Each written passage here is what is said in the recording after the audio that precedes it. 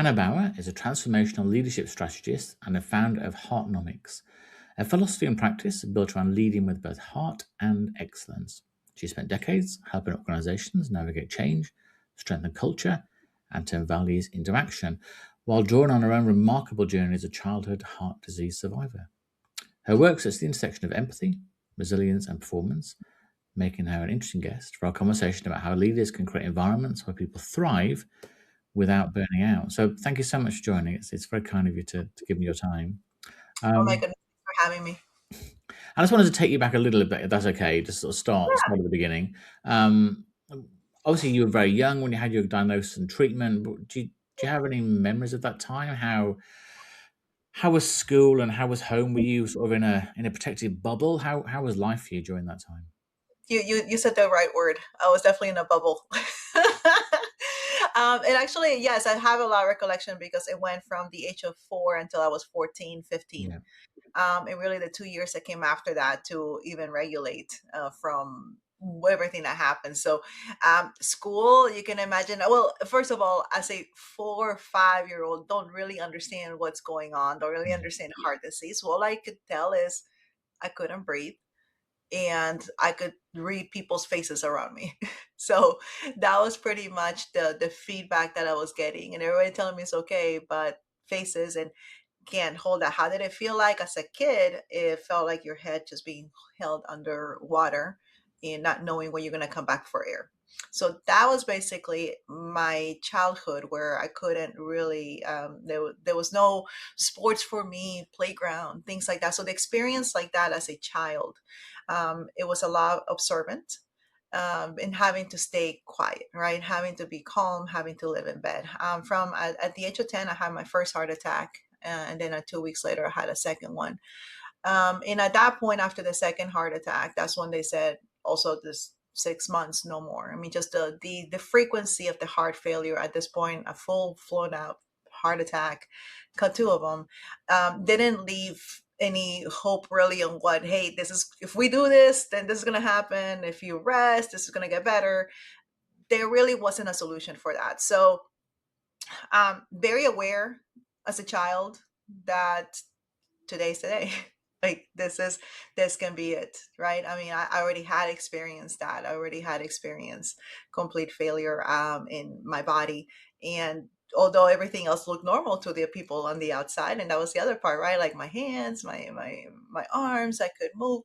It was those moments on those episodes that sound like everything just stopped. And things that really were unseen, I would mask a lot because I just wanted to be normal. Yeah. But from the age of 10 for the next 5 years, when we arrived to the US, immediately I was hospitalized. So I basically lived those 5 years of my life, what you call it, the preteen years, the teenage, the right into the 13, 14 in the CCU room. Where it's not just even a private room, it's one where you're there with other babies, you're there with other kids, different conditions that are affecting the heart, and just the nurses that are there in the middle, and that's how I basically did life out of a bed. um, I wasn't allowed to go to school at some time, actually, after my heart attacks because I was too high of a liability. So my learning, I think in my curiosity, I think every kid is a curious kid. And in my curiosity, I was just looking at making the world around me my school. Any chance I Mhm. would get two books. Back then, I'm probably age myself, VHS. We would have VHS rentals that you would stick on there. I think I must have watched some movies like 20, 30 times, reading Rainbow Sesame Street. That was a lot of my companions during those times. So yeah, definitely the bubble effect was in full effect for me, literally, in the bed. But I would say I think I look back a lot on that because I didn't understand. Like, okay, and it happened, and in the midst of that, I mean, I had a heart ablation that failed. I had a heart open heart surgery that failed. And in the open heart surgery, I would say that was probably one of the worst things for me because I was completely cut open. My body changed, right? Something that was unseen before, even that I could hide about my heart attack, my heart disease. Now it became an evident big scar all across my body. And it didn't work. and they found out it didn't work right away within like 48 hours.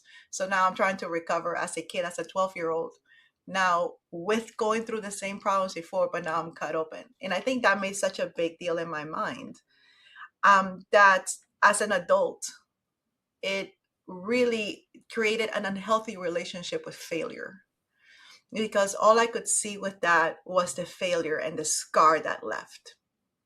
Um, Obviously, I'm here. So there Mhm. was good news.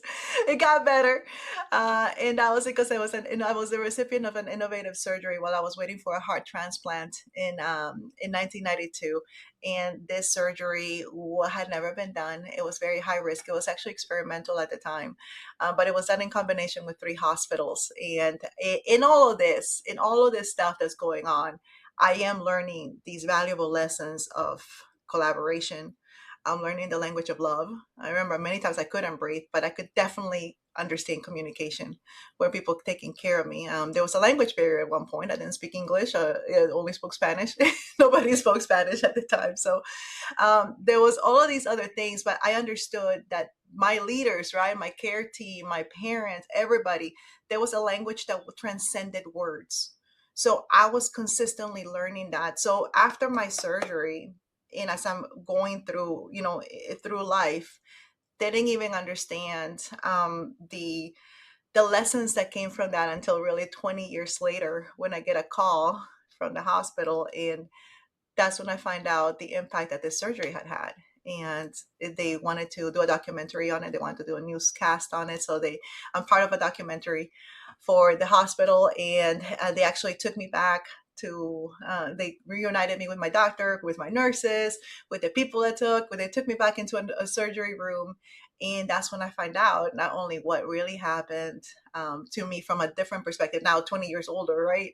I'm older with 4 kids myself, and I'm like, oh my gosh, I'm just as curious as anybody else to like, well, what are you thinking? Um, and that's really where so much of this stuff came to me, and my philosophy with the business that I do, how I serve, and really most importantly in that sense is understanding that the things that happen to me that really are happening through me, and a surgery that saved my life. Yes, I'm very grateful for that. But that day I found out that 3,000 other kids have been saved afterwards. And I think that really resolved all those years the why, and understanding that really many things that we go through that are not well. It is about you. Yes, you're important. Yes, you matter. But there's so much more on the other side that when you get through. Wow. That's a hell of a story. Um, and you sort of semi-answered it by telling me you have 4 kids, but obviously at the time you were going through this really challenging part of your life, so you're 13, 14, 15, that's the time where we perhaps start our first tentative innocent relationships. We start, dating people. How was that part of your life? Did that hold you back a lot? Were you very obviously when you came out of hospital, you're still not going to be 100% healthy. Was that hard to almost catch up with those friendships, relationships that you didn't have when you were in hospital? Oh, absolutely. I mean, I didn't date. I mean, like that was not Yeah. even a thought. I think it almost seemed aspirational to have those things, because I didn't have a normal life in that sense. Um, the other part is when I always talked about I came out when I came out of the hospital. There was always this feeling, and I think because of everything that I had gone through, I was behind. Yeah. Like, everything, I'm behind I'm behind on school. I'm always catching up. I remember one teacher gave me in high school an award. It was called the catch up award, like literally the catch up, because I'm constantly catching up. But even with all that, and I gotta give it to my parents. And again, I think there are many things that you don't understand at the time. I had a very in a sense hard and harsh dad. I think a very strict, um, but I really realized where everybody else, because at the same time, I didn't want people to give me breaks. I didn't want Mm. people to like think of me as weak. And I would say that having that strong force of my father, who didn't let me get away with anything, which can also be like, can you please show me some mercy? But I needed that. I needed that so that I could rise to so much more. One of the things with heart disease is that you don't get oxygen, right? I mean, your heart's not pumping, you're not Yeah. getting the right oxygen, you're not getting oxygen to your heart, you're not getting oxygen to your brain. So one of those things is that if you're not getting oxygen to your brain, learning can become very difficult, if at all. It just Yeah. probably won't be happening. However, my mom being a chemical engineer, of course, as an immigrant, she wasn't able to execute her career when she was here. I mean, you go from being a chemical engineer administrator to cleaning homes, doing whatever you can. My dad came from the same thing. They left everything behind. Went from an administrator, very well in his career, to pulling grocery carts and doing whatever he could as a migrant. Mm. But again, the goal was different, right? The goal was not Mhm. to like, let's make a life in America. The goal was, let's save our kid. So different things. So as I grow up, as I looking at friendships and or dating or anything like that, I always looked at it from that perspective. I was in that survival perspective, and also, I wanted to honor them. And in honoring them, then my focus came in is whenever I had a chance to, basically, whenever I had that chance to take that breath, I would go full force, which is a good and it's a bad thing, right? It's Yeah. good because, Yeah. like, hey, everything that I didn't do like in the last 2 weeks, I'm gonna get it done in a day. Everything that I didn't do, all this stuff, we're just gonna get it done. And it's like there's no impossible, because let me tell you about impossible. My whole life has been said impossible. So it was good in that sense. What did that mean for me?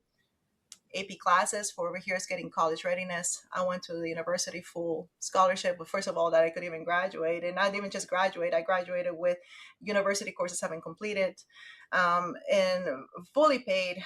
I later on in the university, I was elected as a leader to the Student Government Association. I was elected as president of the Senate.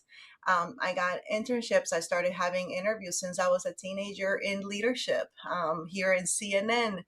Uh, got to start not only Toastmasters and speaking, which who would think a girl in a hospital bed could speak?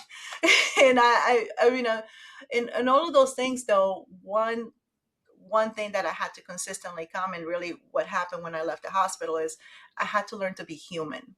Yeah. I lived with a lot of monitors around me. Mhm. I lived with people in front of me. I lived with cords coming out of my body. Every single part of my body. I just remember as a kid in those formative years, they're just, and if you've ever had an EKG, now EKGs have evolved, but in the EKGs in the past, you had to have the wrist, you had to Yeah. have the arms, and then you have like 20 different things.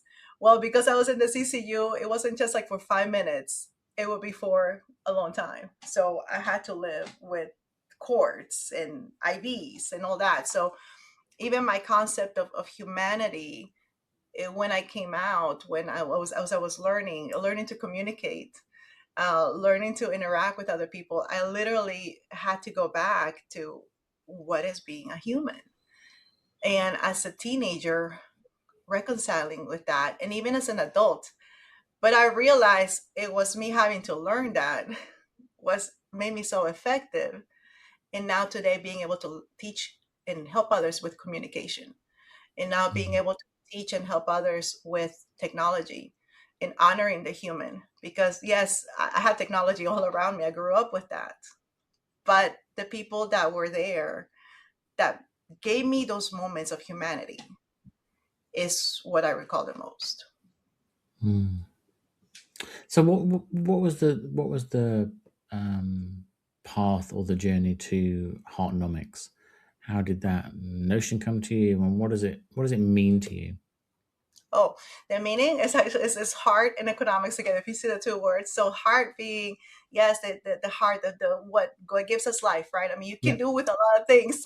You can't do without your heart. Right. Even even the brain's not functioning. As long as the heart's beating, that's what it Yeah. takes life. So it's the same thing. It's having the heart, the life of what keeping the heart healthy in the internal alignment, but also knowing that we're not the heart by itself. A heart by itself is not a human. It has a whole entire system, And that's what I also translated into the economics, right? So there's the system aspect of having the heart healthy, the impact on the systems. The economics for an organization is the economy of the heart. There is an ROI to hard work, not only Mhm. hard work. There is the economy of the systems of how you impact another person, the networking really that happens, that between humans, the innovation that occurs. So Heartnomics is a transformation through love and excellence, where love is the people. It has to work with the people, it's for the people, but also the excellence that comes from that. Not perfection, it's excellence. Like as I mentioned, I had a lot of failure, but my goodness, I love the fact that my hospital staff and doctor were excellent to where they learned from their mistakes and they tried again and they tried again and they tried again. And that is excellence. So it's that commitment to both love and excellence for transformation. And what so I worked in the corporate world for, well, I don't know, 30 years or so.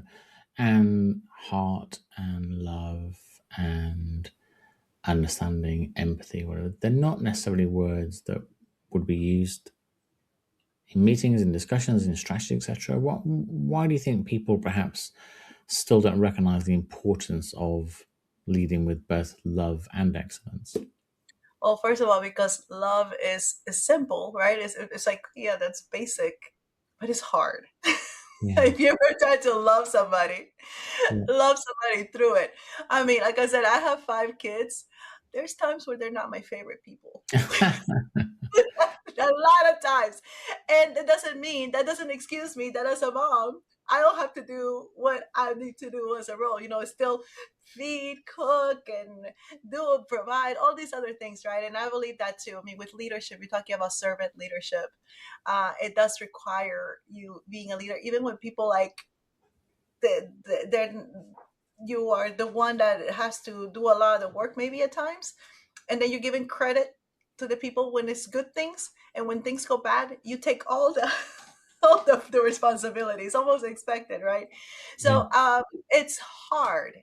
I'm not in Mm. no way shape or form and saying that it is easy, Mhm. but it is the only way to be sustainable in being in doing the things that we do. Leadership, I love leadership because it's not it helps us deal with very complex things. We're complex human beings. In leadership or management, before it was taught like kind of like input output input output input. It's very linear, and it's not. We have built organizations where taking into this thing like, oh yeah, if I do this I'm going to get this, if I do this I'm going to get to that, and it doesn't happen. It doesn't happen all the time. There's a strategy, but there's change that occurs. There's external change, there's internal change, especially when you're talking about complex beings. So leadership is number one there. But love, why love? Because people think it's a soft skill. People say Yeah. like, oh well, that's a soft thing, like, yeah, you're gonna love. Mm, let's see. One of the things that we talk about is passion. What are people willing to do for passion? It is not easy. We talk about being passionate in the work that we do. I mean, we asking people consistently, love the work that you do, and you'll never work a day in your life. I mean, how am I going to do that if I'm not allowed to love in my work? If I'm asked to be keep that outside. How about the sales process? What Mhm. is sales? Sales is an exchange of emotion. All day long, the advertising and marketing is being like, we're being told like, hey, this is before a product, this is after a product. Look how sad and bad and everything they looked, and look how great and happy and living life and successful they are with our product. Whatever it is, it could be a sticky notepad, it could be like a Ferrari, whatever that may be. So it's an exchange of emotion. And where does emotion come from? Love. That's the greatest of all emotions. So we're asking our people, we're asking our marketing department, we're asking our salespeople, we're asking our leaders empathy. Empathy is a result of what? Love. Like, you can't have empathy if you don't love. If you don't love yourself and if you don't love others, you cannot do it. So Harnomics, for me, also is you cannot give what you don't have. You have to have that internal alignment for external execution. So where we're asking our bit in the businesses, I want all of you in sense of your skills, your talent, your ideas, but I don't want the rest of you, which is how your skill, your talents, your ideas are in essence packaged. Hmm. And that's what I'm seeing. One of the key things for me, like you asked me about Heartnomics, and when did all that come together? I told you about that interview, and I'm like, I'm just as curious listening to the doctor. Like, yeah, what were you doing? I was a kid. um, and he said this key thing because they asked him, well, what were you thinking? What were you thinking when you were doing the surgery that had been done? And he said very plainly, super fast, it's like we were just trying to keep her alive long enough for technology to catch up. And at that point, it's like things made so much sense to me in the sense because in a time where there's no solutions, in a time where there's really no hope, in a time where there's like all your story has been all this failure, what is it that kept me alive long enough? It wasn't medication. It wasn't or the monitors. There wasn't anything that's keeping me alive long enough. It was love. Yeah. Love. That's the only thing. My grandmother would be, I would say, my first coach. She would jump into the crisis with me. She would be right next to me every time she could. My mom, my dad, advocating for when I couldn't talk, when people like dismiss or they're like, oh no, that's not it. That's love. Leaving everything behind, careers, status. That's love. It's not easy. In order to be courageous, you gotta have love. So when I understood trying to keep her alive long enough, but then what's the other part? Technology to catch up. Had there not been those processes, those systems, the skills, the talent, the communication, the environment, the not only that, the commitment to create and have a solution when there was no solution in place.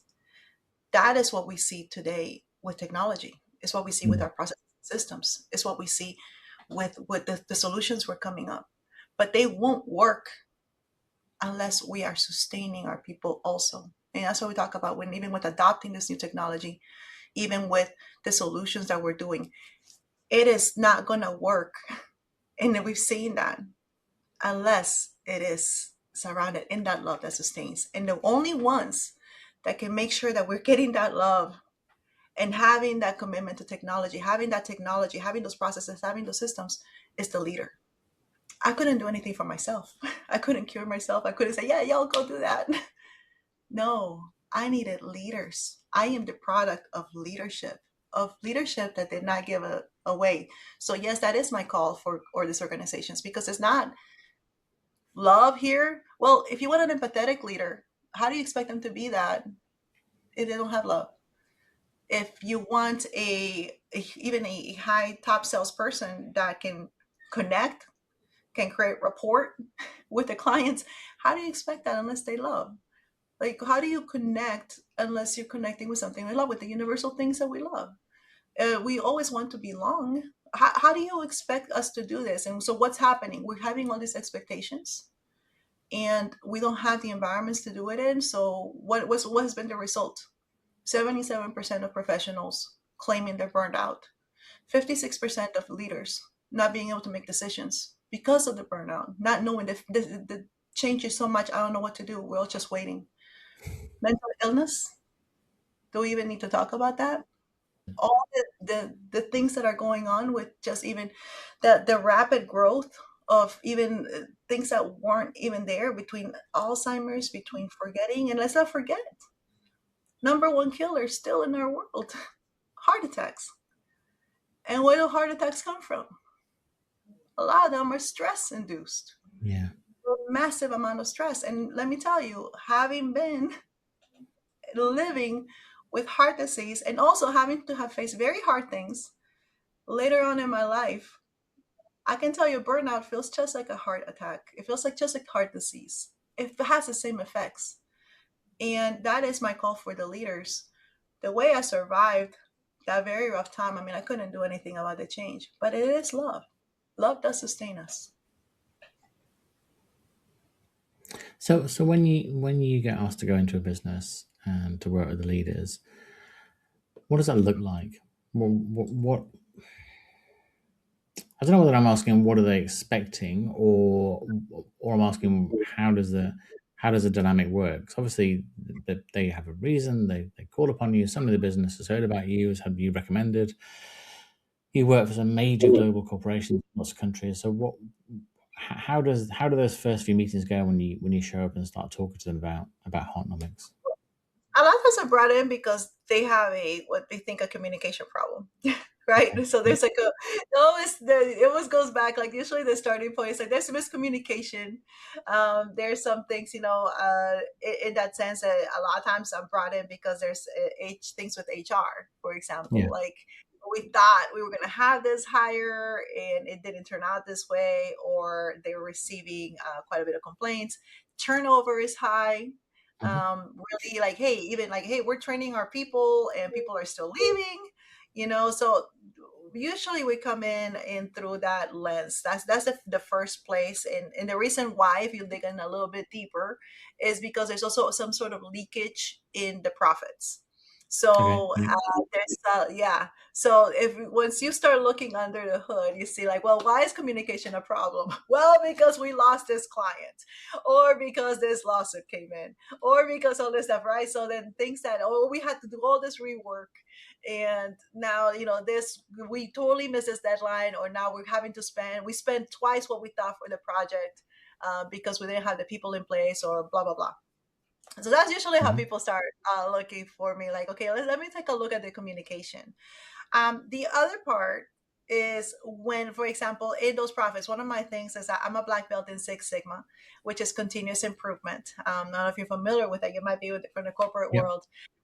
Yeah, so what we look for is 99.999% accuracy, right? So we're looking at defects, but one of the things about Six Sigma is really big about is looking at the waste, eliminating waste. So in what a lot of times when I go in there is again because profits, hey, we've had our best year and we have no money left. Yes. Yeah. And we know that unless we change something, we know that the environment's already changing. We've already heard things. We already heard, we already seen what's happening to other places. But we don't know, we don't have the resources, we don't have the time, and we really don't know what we need to do next. Mm. That's where I go in with a diagnostic. That's where I go in with my Six Sigma. One is to immediately reduce the waste, Mhm. which is gonna have an impact straight to the bottom line, straight to the profit. That's gonna open up revenue. That's gonna open up time. Not only that, from that part, I'm also going there to look at the diagnostic to see, well, basically look at a triage, and that's what I learned from my heart disease. Like you can't treat everything at one time, right? I mean, there was a lot of things that need to be treated, but we do need to treat the right things at the right time, and where especially the vital things. So I created a diagnostic where I can identify in an organization what needs to be treated at that time, and even taking in the developmental stage of the organization, because an organization that is 20 million going on the first 20 million, it's going to be, the problem is going to be feeling different than an organization that has been 30 years old, that is at the 50 to Yeah. 100 million, right? The impact is different, the way that is seen is different. So taking all of that into account, the developmental stage, looking at their strategy, and looking at what they're feeling. And a lot of times right now what I see is the leadership. It's not that there's an absence of resources, it's Mhm. the absence of the leaders that are confident enough to be able to execute, or to be able to bring things. And because not only the speed of change, but how long even the change can last. Like if in any intervention to that, like the solution is not lasting your 5 years, it might be lasting 2 years or less. So it's kind of like you get off from one to the other. And then the other part is not having the talent, not having the people. And so that's where a lot of my work has come in. Even once identifying the functions, the leakage is, we gotta work on your leadership bench, just like you do for any sports team. You gotta have that next bench up. There's a lot of people that are retiring. There is a gap in the generations. So that's where I go in with the leadership assessments, with the communication assessments, and then we're preparing the next bench. Well, one of the things that's obviously come into play in the last few years in particular has been the focus on artificial intelligence. And I think one of the things that I've seen is that a lot of companies seem to see AI as an efficiency tool or a cost reducer or a headcount remover, etc. And they haven't necessarily seen it as a tool of opportunity and a tool that can support people. And I just wonder what your experiences have been with companies that have brought AI in without really having a strategy to actually use it properly. Well, not my words, but 70% of it, 70% of all digital transformations fail. They flat out, they just fail. Yeah. So, and it's not because the technology is not there. It's Mhm. not because the software is not there. It's not because the developer is not there. It's because the people readiness is not there. Think about it. AI, right? It's like, okay, technology. What do we like about it? Well, it's going to get us there faster, right? It's going to help us do what we want. Yes, you call it efficiency, and of course, in Six Sigma, we love that word. Everything wants to be efficient. It's clean. It's very linear. But then you have people, so that's what we do. Yeah. We're looking at things of how do we help the people, and I think that's the part. Mhm. I love that methodology, but I also learned the hard way that I cannot run my business with only systems and processes. Again, I made that mistake. And yes, this person right here, the one with the heart, the one with all that, the one that I learned everything. And yes, I forgot my people because I was choosing, oh, I need to get this better machine. If we get this machine, we're going to get faster. If we do, and again, I was leading by processes and systems. I was leading by memorandums. I was leading, hey, immediately we're going to nip this right there and all that. But what I wasn't doing, and I was not as intentional in doing, was building that report Mhm. that would sustain when those memos would come in, or when the new machine would come in, or all these things. I just expected everybody like, hey, we're doing this. It makes sense. Of course, everybody's going to get paid. And that was my huge lesson. I would say bigger than anything else is, again, not spending the time prior to any technology or process improvement of getting to know my people, of really understanding who am I working with, who am I working for, what are their dreams and their expectations. I had a very big loss with somebody I was pouring basically everything into. This is my way out so I can go do greater things. And then he quit on me. And when he quit on me, he didn't even quit on me for a better position or to go start his own thing. He quit on me to take a lesser paying job, one that had less stress. And I've come to see that in a lot of organizations, people are leaving like, hey, they don't pay me enough. And you can't pay me enough to do this. You can't pay me enough for this level of stress, for this level of expectation of 24/7, to all of this. That you just can't pay me enough. I will take a pay cut and have my life back. And that is what I'm seeing more and more of organizations. And I say, I'm not judging. I've been there. I was that. And I had to change.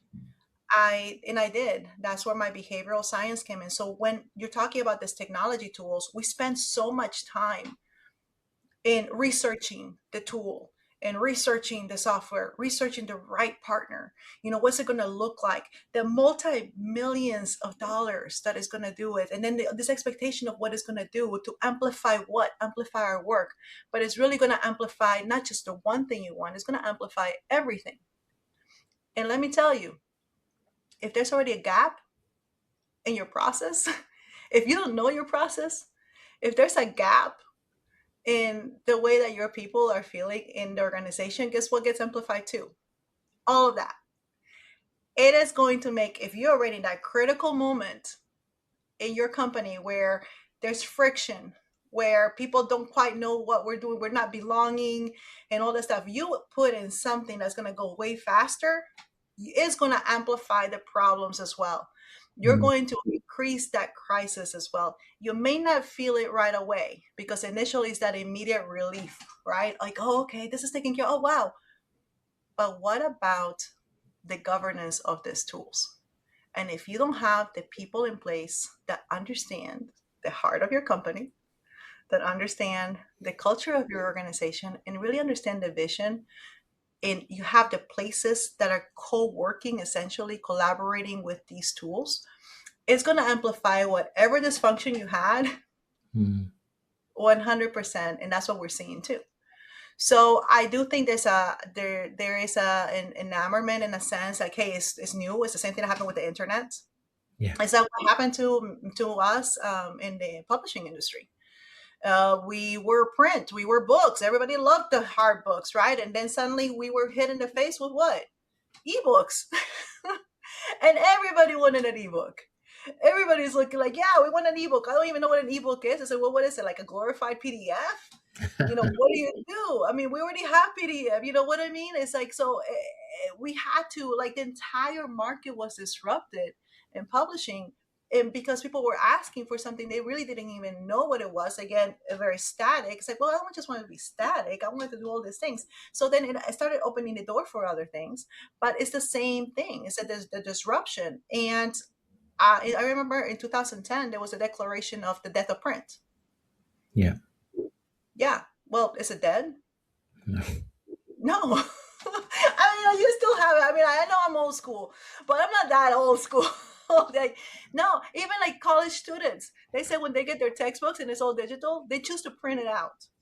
Yeah. So there is, yeah. So there is this thing. So it's just, it doesn't look the same. That we can agree with. The print, the book, it doesn't look what it looked like back in the 2000s, the 90s. It doesn't, but it's not gone. It just looks different. Mm. It's a different, it's a context and context, right? The content is there. The context in which we deliver it is different. And when we're looking at these digital tools, we're looking at it that way. We cannot let, and this is where the culture, this is where I am very passionate about this at heart.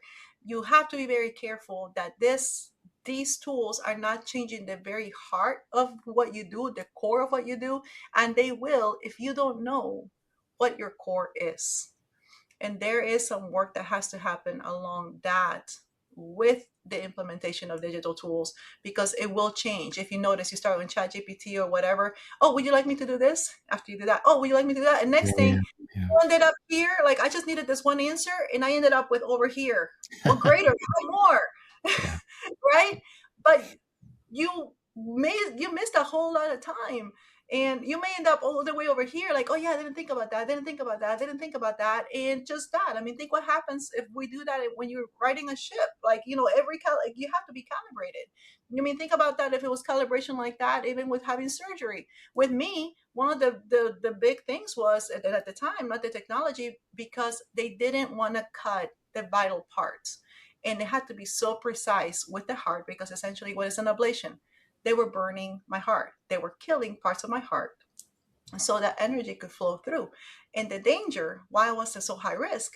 Because who wants to kill parts of their heart? Mm. Right? So the danger is cutting too much or burning too much where the vital parts were going to be jeopardized. And when the vital part is gone, it doesn't beat. So the same thing with our businesses. If you are not keeping, you don't know what the vital parts of your business are, you can't protect them when you're injecting all these technology tools, because the technology doesn't understand that. It won't. I mean, Mm. that's what we're.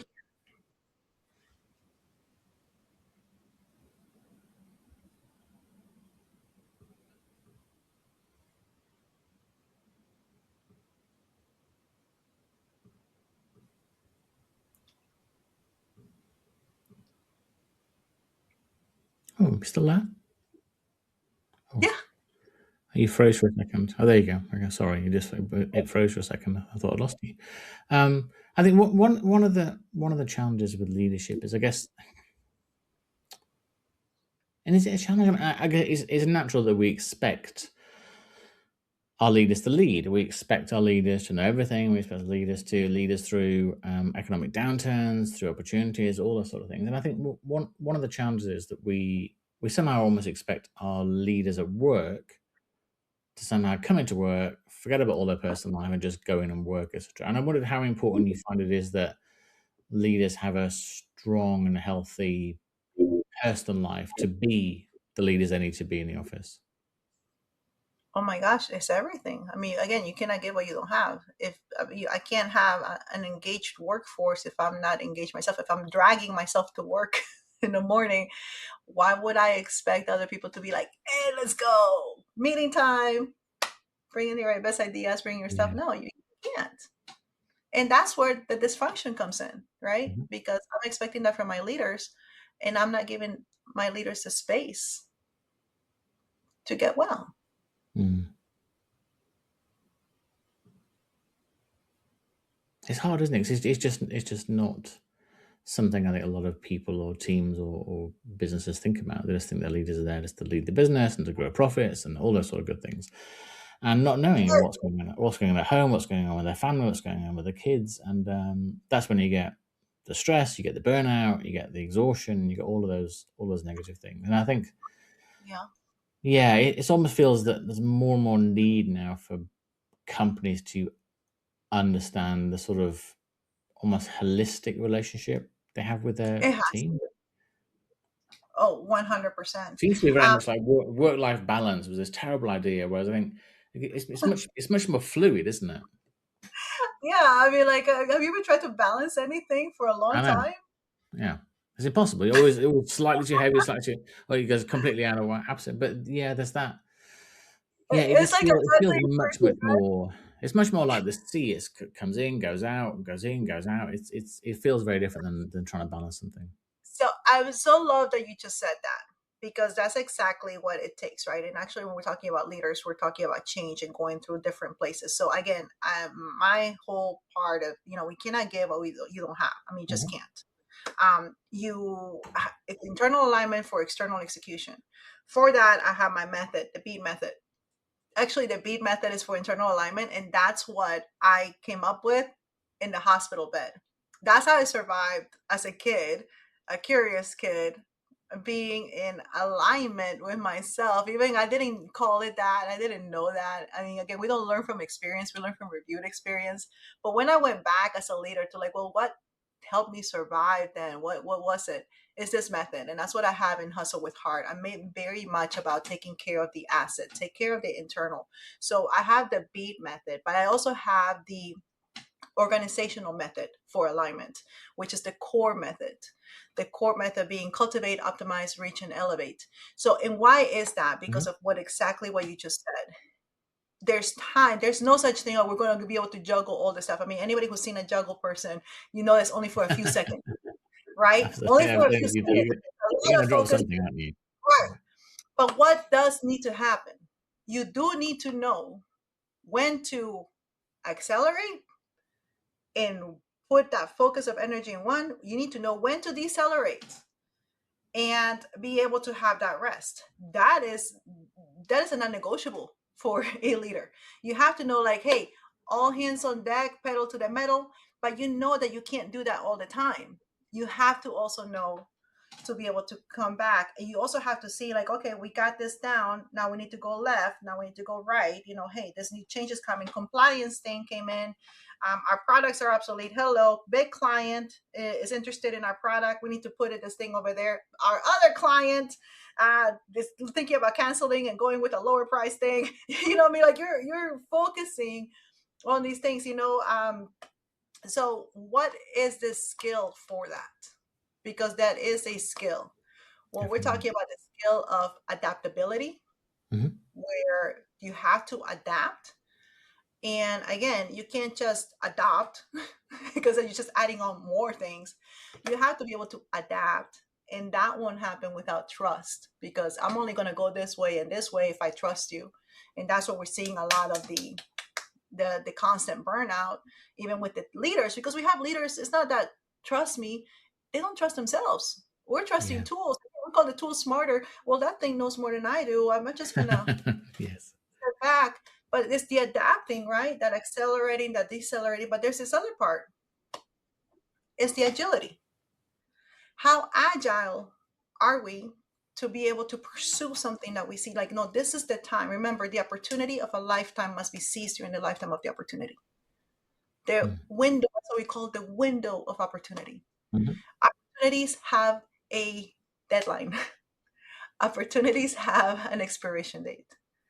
And it's also this skill to know when we need to go for those things. When do we need to jump in? And because it's going to take agility again, if I'm adapting here, and I can't be like, wow, go everywhere. So those are the skills, and what is going to help you do that. That goes back to your organizational culture. Culture, nothing happens. Nothing happens out of culture. Nothing happens outside of that. Just like nothing happens outside of your character. Culture is going to take you there, and you cannot have the culture where there is no love. You show me a culture with no love that can trust and can go left and right with all that stuff and it's sustainable. It doesn't happen. It's not sustainable. And Culture.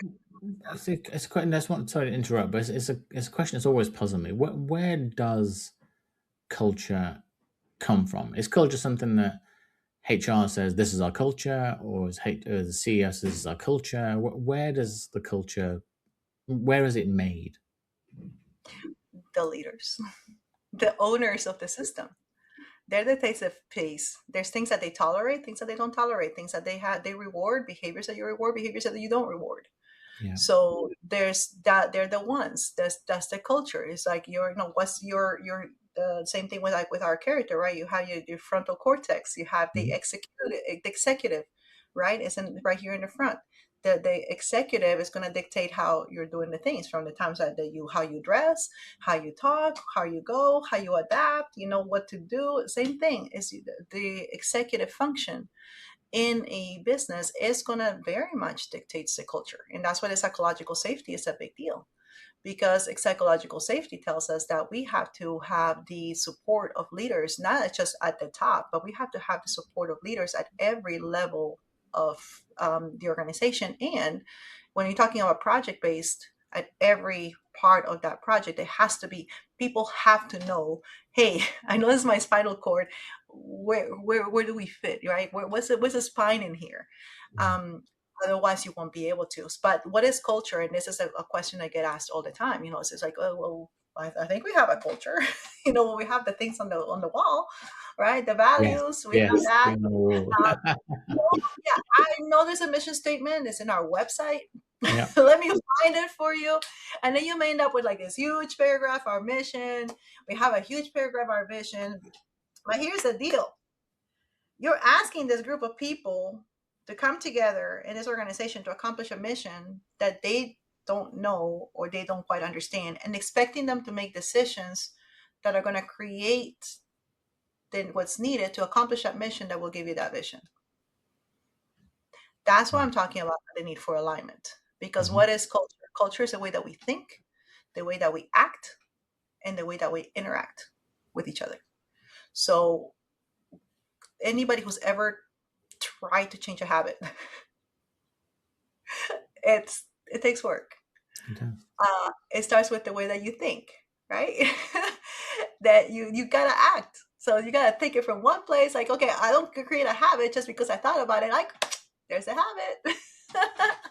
No, then you prepare for that, then you act on it. And then you also have to interact, right? Because guess what? I don't live in a bubble. I mean, as much as like I am thankful for the hospital, I'm glad I'm not in the hospital anymore.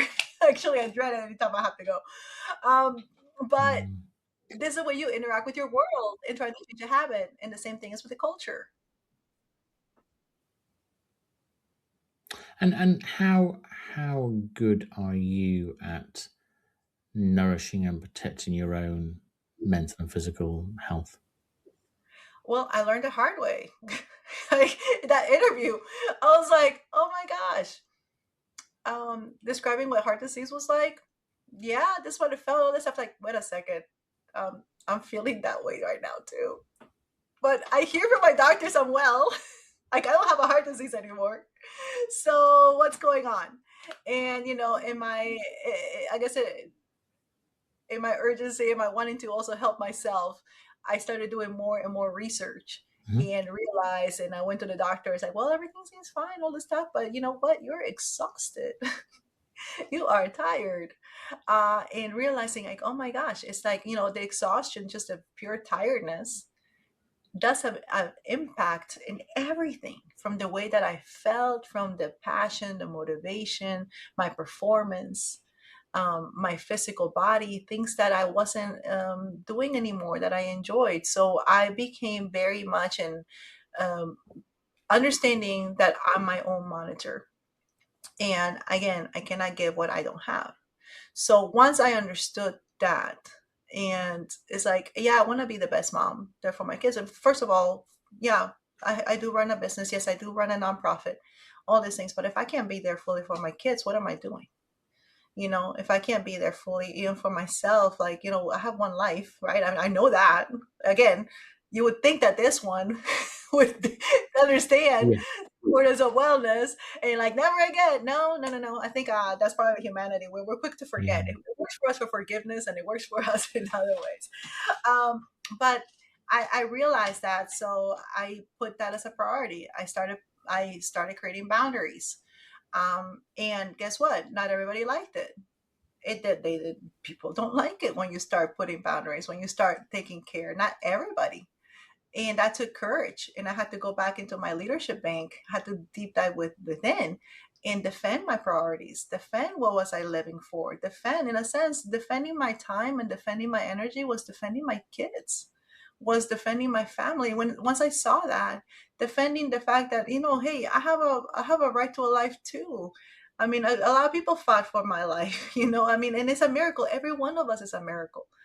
Every one of us, and you're worth it. You're worth to have a fulfilled life. You're worth protecting. You're worth having that. You're worth giving yourself a break, being gracious to yourself, and being open to be curious to this amazing world you live in. You're worth that. You're human. We have all the senses. We have five senses. We didn't have to have five senses. We could have just had one, two. Do we really need to taste everything? I don't know. But we have it for our enjoyment, for being able to enhance the experiences. And that was one of the things, again, in embracing humanity, and seeing that is understanding, no, I'm not a robot. And guess what? I'm not expected to be that. And because I love my family, I love my kids, I loved my dreams. I need to be my own monitor, and I need to defend that. That's lovely. How do you think your children would describe you as a mom? Probably one that can't relate to things because they tell me like I said, like, what, I'm really trying hard to understand, and I really do, but it's like you gotta What's understand what, too. It's what's like, what's the age range? What's the age range of the children? now they're older, so my eldest one is 21. I have a 20-year old, an 18-year old, 16-year old, and 5-year old. Oh wow! Oh my goodness, that's quite a gap. Yeah, that is a gap. So it's interesting. I mean, I will say definitely, I think I'm a much better place now for my youngest one than I was. I think I felt like the first four was a marathon and we're just survival. Well, Basically. they're all so close together as well, and you must have been very young then as well. So yeah, Yeah, 17 months apart, between them. And it was physically exhausting. So that yeah, explains my exhaustion.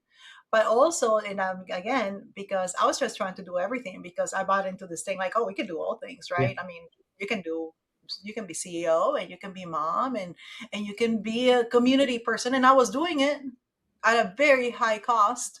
yeah, So until I broke, literally just, hey, first I broke the company and then got it back together again, and then we were doing amazing things, and then I was like, I broke myself. So I think my kids, amazingly, and one of the things that my priority always was is that they needed to be well. yes, yeah, They needed to be well in whatever it was, from the parts, from what they heard, from what hmm, they saw. And I always was very intentional in their inner circles. yeah, So I introduced them to having mentors early in their hmm, lives. I actually had them participate in leadership programs because I knew there were things like, I'm mom, they're not going to want to hear it from me. but they need to hear from somewhere, right? Like they need to like have the mentor, somebody that they can talk to. Make sure they were involved in church. In that in church there was the inner circle with them, other kids, their peers, their ages. So I always made it a point, even at wherever I was, that they not only had, yeah, they had the sports, yes, they had the academic help, but they also had a place where they can talk about emotions, they can talk about other things that usually are not talked about. And I really believe that's where the leadership came in. Yeah. Um, so they grew up seeing me a lot on camera because Mhm. this is like especially during COVID, I do a lot of trainings virtually, Yeah. and they saw that. So I think as far as that, whenever they want to try out for something. I mean, I've coached my kids. My son at 16 started doing pitches as well. I've done Shark Tank pitches. I've won Shark Tank pitches. He's also done pitches. He started doing multifamily investment at 16. And he was mentored by great, he's been in multi-million dollar rooms that I haven't even had access to. I'm like, hey, can I get an invitation? Yeah. I can help. But he's had that, and so he's seen it. I mean, there's been also a lot. I mean, my life hasn't been peaches and cream, so there's been a lot of also tragedies that have happened throughout that. But I think that's one of the things is that, and that's what I do, is both a blessing and it's both a challenge, in the sense that I can help people in crisis, and I'm really good in uncertainty because I've gone through a lot of crisis myself. Yeah. And I've gone through a lot of uncertainty and continue through that, and I'm constantly navigating that. So Mm. it wasn't just the heart disease, it was all the other things that also came even afterwards, basically trying to catch up with life.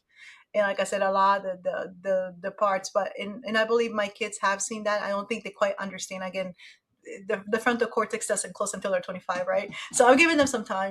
Yeah. Yeah. uh, but I said, like, I don't know what it's like to go to a school dance. I don't. I mean, I know that people want to. I know there's different things that go on, but I'm not the best one to help with that. Or like, if it's like, oh my gosh, what are my friends gonna think? I'm like, so I mean, like what? I mean, I think they did receive that part of me, but they also received that part of me of like, well, let me surround you by some people that can actually help you in that, because I know my perspective is different than what you're going through. So not in any way diminishing what they were experiences, and I had to really learn that, Yeah. because there were things that I couldn't understand. Right, I didn't understand, like the dating. I didn't understand the expectations. I didn't understand even bullying, in a sense. I didn't understand those things, but I did value them, that it mattered to them. So let me help get them some help of people that can best do that. I wasn't going to be able to. I could read all the books on it, which I did,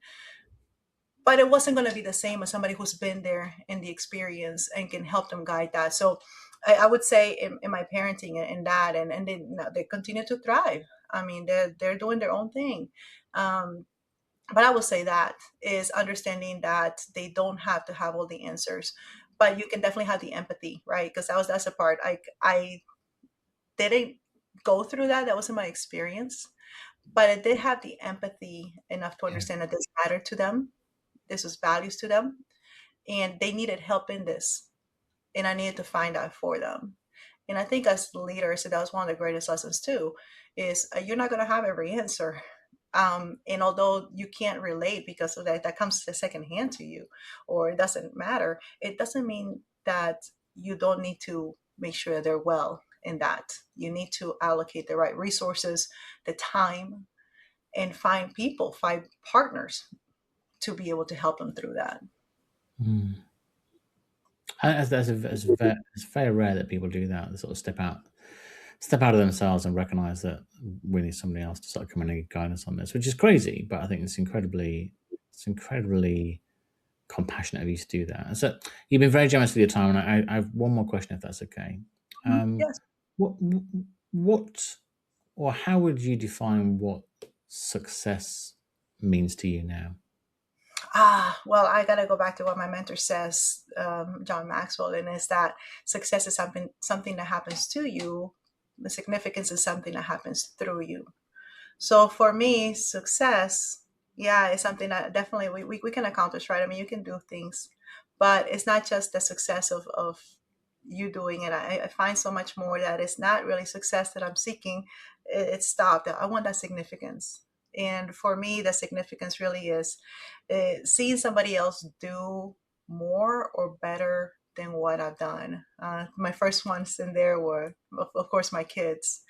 But with everyone, with every organization, with every person, I share in their success.